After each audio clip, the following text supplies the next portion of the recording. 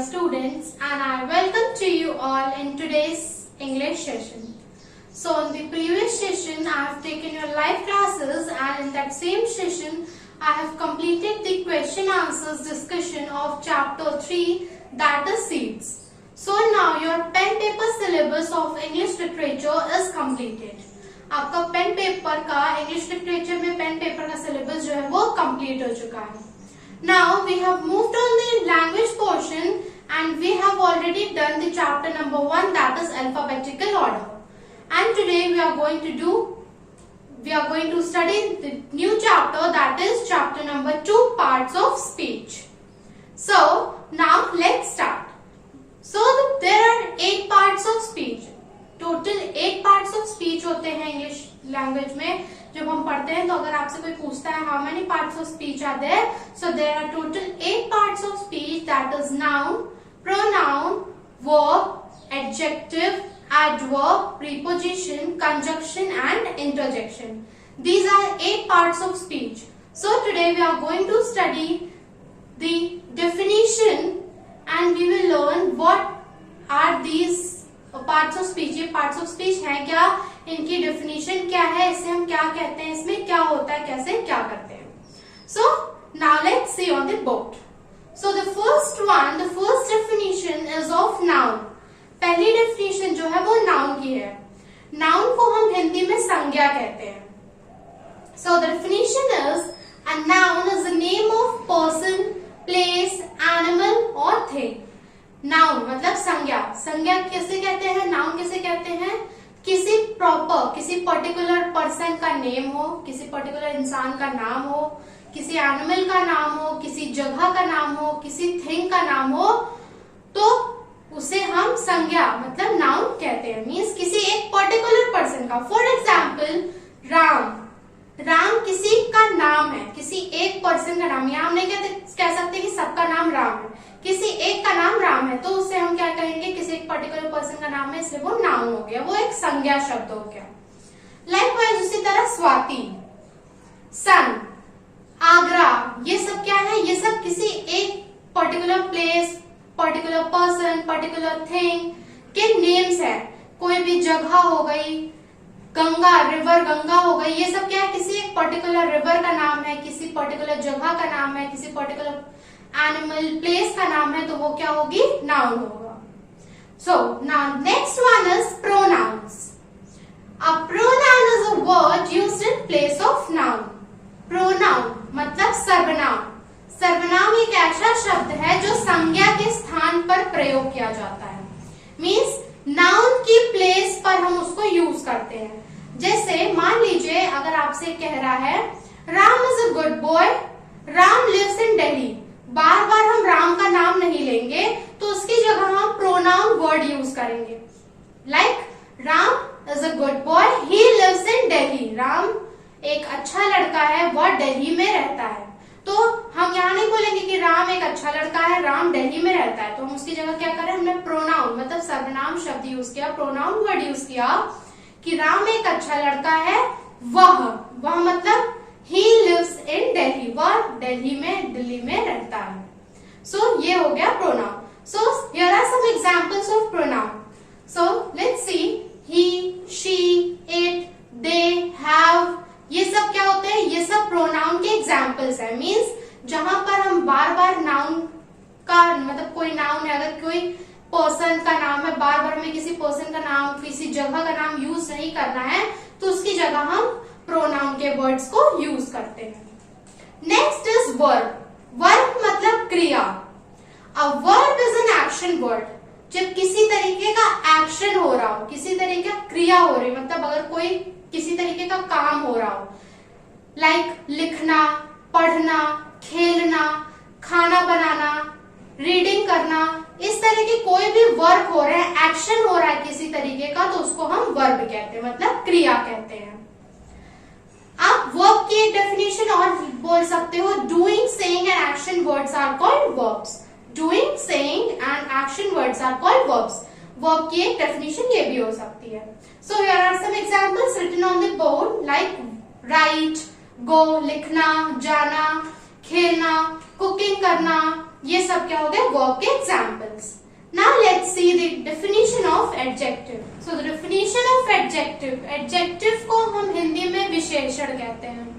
So the definition of adjective is adjectives are used to describe a noun or pronoun. Adjective क्या काम करता है? किसी noun या pronoun मतलब संज्ञा या सर्वनाम को डिस्क्राइब करता है, मतलब उसकी विशेषता को बताता है, उसकी क्वालिटीज को बताता है, उसे ही हम एडजेक्टिव कहते हैं. फॉर एग्जाम्पल स्वीट मतलब मीठा, लॉन्ग मतलब बड़ा, ओल्ड मीन्स बूढ़ा, ब्यूटीफुल मतलब सुंदर. मतलब यहाँ पे क्वालिटीज को बता रहा है, उनकी विशेषताओं को बता रहा है कि वह बूढ़ा है, वह सुंदर है, वह मीठा है, वह लंबा है, वह छोटा है. तो वहां पे क्या है? वहां पे उसकी क्वालिटीज को डिस्क्राइब कर रहा है, क्वालिटीज बता रहा है नाउन या प्रोनाउन की. तो जहां पर संज्ञा या सर्वनाम की विशेषता बताई जाए, मीन्स नाउन या प्रोनाउन की क्वालिटीज को डिस्क्राइब किया जाए, उसे ही हम एडजेक्टिव कहते हैं. Next one is adverb. Adverb को हम हिंदी में क्रिया विशेषण कहते हैं. सो the definition of adverb is the words used to modify a verb or adjective are called adverb.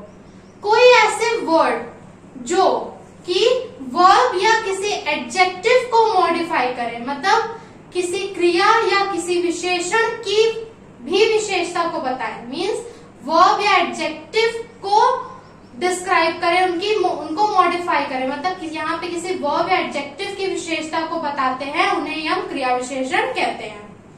For example मतलब उन्हें हम एडवर्ब कहते हैं. फॉर एग्जाम्पल स्लोली मतलब धीरे.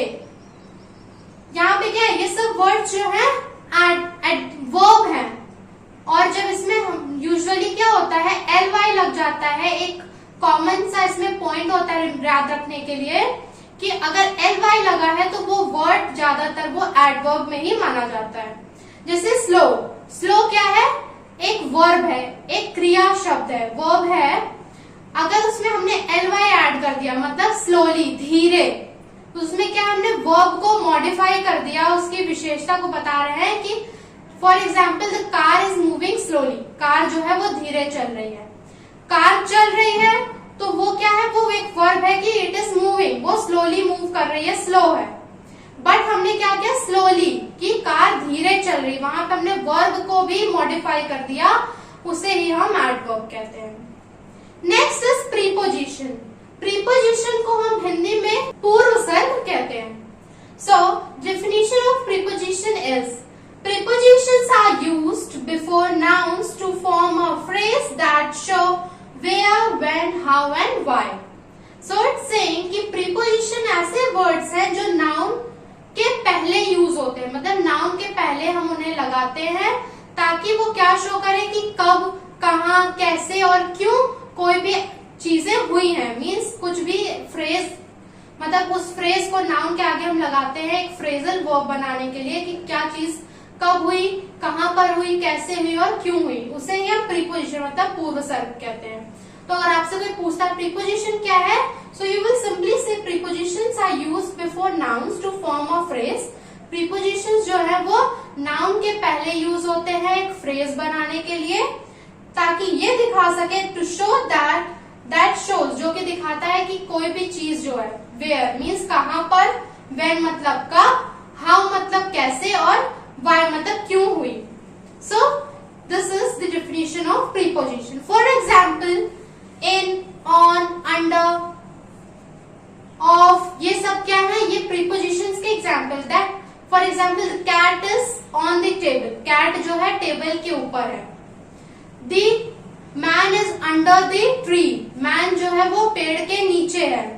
तो क्या है? person के आगे हमने लगाया preposition का word, ताकि वहां पे बता रहे कि वो पर्सन कहाँ पे है, वेयर, मतलब वेयर है ना, मतलब वो कहाँ पर है, where.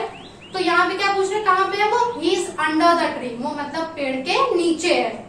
So this is the example of preposition. Now let's see the definition of conjunction and interjection. So the definition of conjunction is, so let me first tell you, conjunction को हम हिंदी में समुच्चय बोधक कहते हैं.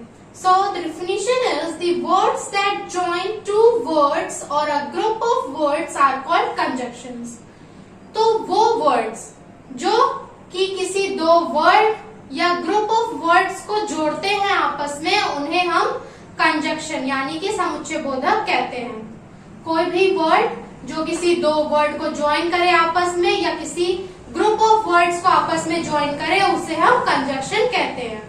For example and, but, because, ये सब words क्या है, किसी दो सेंटेंस, किसी ग्रुप ऑफ वर्ड या किसी दो वर्ड को आपस में जोड़ते हैं। For example Ram and Sita, यहाँ पे क्या है, राम और सीता दो वर्ड है, इनको आपस में जोड़ने के लिए एंड का यूज किया गया। And you can take one more example like I will not go to school today, मैं आज स्कूल नहीं जाऊंगा। आई एम हैविंग फीवर, मुझे फीवर है। तो हम इन दो सेंटेंस को आपस में जोड़ेंगे, I will not go to school today because I am having fever, क्योंकि मुझे आज फीवर है।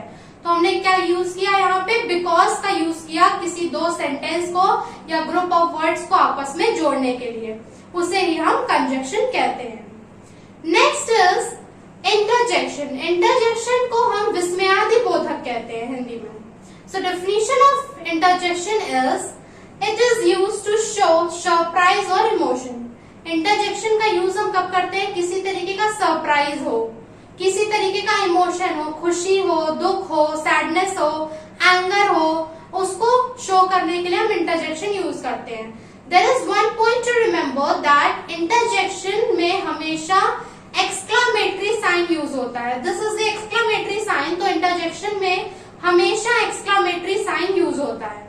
फॉर एग्जाम्पल हुर्रे, यहाँ पे क्या है, ये खुशी वाला वर्ड है, hurray we have won the match, hurray हम मैच जीत गए। तो यहाँ पे क्या है, वो खुशी दिखा रहे हैं। अलास, अलास जब किसी की डेथ हो जाती है तो ये दुख प्रकट करने के लिए, सैडनेस शो करने के लिए वर्ड यूज होता है।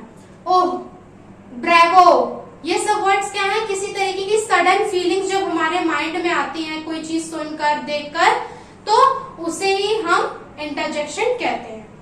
So students, now your this chapter is over. So your homework is that you have to write the all definition, it means all 8 parts of speech in your classwork copy, that is in your English language copy. आपको properly chapter का name डालना है and you have to write all the 8 parts of speech in your English language copy. So this will be your homework and I will provide you the notes for the exercises, जो आपके book में exercises दी हैं इस chapter से related, उसके लिए मैं आपको नोट्स प्रोवाइड करूंगी। You have to do in your book also, जिसे कि आपको अपनी बुक में दोनों में करना है। This will be your homework and class work. तो आपका होमवर्क क्या हो गया, आपको पार्ट्स ऑफ स्पीच लिखनी है अपनी कॉपी में, और आपका क्लास वर्क हो गया कि आपको जो नोट्स दी जाएंगी उसे आपको अपनी बुक में करना है। So till that, thank you.